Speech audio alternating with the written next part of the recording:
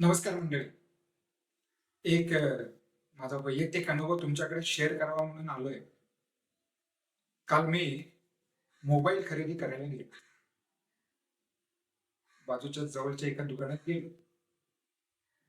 त्याला सांगितलं मला मोबाईल हवा. मोबाईल हवा म्हटल्याबरोबर त्याने 1760 पीस काढून बाजूला ठेवले, समोर ठेवले आणि प्रत्येक पीसचं तो महत्व सांगायला लागला. हा पीस अट्रॅक्टिव्ह आहे, हा पीस स्लिम आहे, त्याचा रॅम चांगला आहे, त्याचा प्रोसेसर चांगला आहे, याच्यातून फोटो चांगले येतात, त्याच्यातून व्हिडिओची क्वालिटी चांगली येते, कुणाचं बॅटरी बॅकअप चांगलं आहे, कुणासोबत काही ऍक्सेसरीज येतात. असे सगळे 1760 पीस समोर ठेवले आणि प्रत्येकाचं वेगवेगळं वैशिष्ट्य सांगत गेला, तर मग गोंधळून जायला होतं ना. पण त्याला म्हटलं ह्याच्यातल्या सगळ्या गोष्टी कशात मिळतील मला, तर त्याने सांगितलं आयफोन सगळ्यात चांगला आहे. अरे पण ते माझ्या बजेटच्या बाहेर आहे ना. मी काहीतरी एक विशिष्ट बजेट हे ठरवून गेलेलो होतो. म्हणजे माझी प्राथमिकता कशाला होती, तर माझी प्राथमिकता माझ्या बजेटला होती, त्या माझ्या खिशाला होती. त्या खिशाच्या बाहेर, त्या बजेटच्या बाहेरचा मोबाईल असून फायदा काय?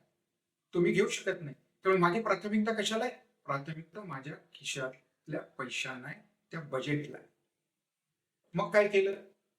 त्या माझ्या बजेटमध्ये बसेल असा त्यातल्या त्यात चांगला हा मोबाईल घेतला आणि बाहेर पडलो. काय म्हणतात बरं याला? Available best. तर अवेलेबल बेस्ट हा नेहमीच बेस्ट पर्याय राहतो. आता बघा ना, निवडणुकीचे पडगम वाजले आहेत. महाराष्ट्रातल्या विधानसभेच्या निवडणुका अगदी तोंडावर आहेत.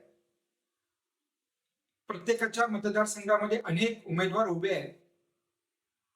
मग या प्रत्येक उमेदवाराबद्दल जर आपण चर्चा केली तर लक्षात येतं की कोणामध्ये काही कमी आहे, दुसऱ्यामध्ये काही कमी आहे, काही जण याच्यात ही कमी आहे, त्याच्यात ती कमी आहे. आणि हे सगळेच उमेदवार कसे आपल्याला नकोत म्हणून नोटाचाच पर्याय दाबा अशा प्रकारचेही भलावण करताना दिसत आहे. मला आपल्याला एकच सांगायचं की नोटाचा पर्याय हा होत नाही. जसं मी मोबाईल अवेलेबल बेस्ट घेऊन बाहेर पडलो, कारण मोबाईल तर घ्यायचा आहे. त्याचा मतदानाचा अधिकार तर गाजवायचा आहे, तो राबवायचा आहे, तो कर्तव्य मला पार पाडायचं आहे. कदाचित आपल्याला हवा असा आदर्श उमेदवार आमच्या मतदारसंघात कोणीही उभा नसेल, पण मग काय करावं? जसं मी ठरवलं की माझं बजेट ही माझी प्राथमिकता आहे, तसं ह्या उमेदवारांमधली प्राथमिकता माझी कोणाला हे आपल्याला ठरवावं. आणि मग ज्यावेळेस प्राथमिकतेचा विषय येतो त्यावेळेस स्वाभाविकरित्या राष्ट्रीय विचार, धर्माचा विचार, कारण हे राष्ट्र जगलं तर तुम्ही आम्ही जगणार, हा धर्म टिकून राहिला तर तुम्ही आम्ही टिकून राहणार. बाकी भौतिक लौकिक या सगळ्या व्यवस्था या नंतर येतात. जर तुम्ही आम्ही सारे जण जर टिकून राहणार असू, आम्ही जगून पाहणार असू, तर ती आमची प्राथमिकता आहे.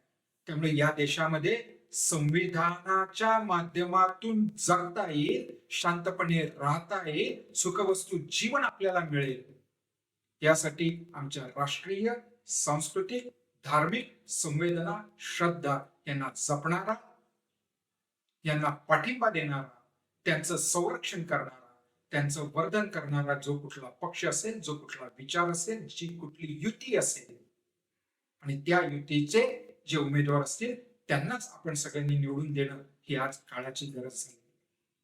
लक्षात ठेवा मित्रांनो, येणाऱ्या काळामध्ये या देशामध्ये संविधान की शरिया हाच यक्ष प्रश्न निर्माण होणार.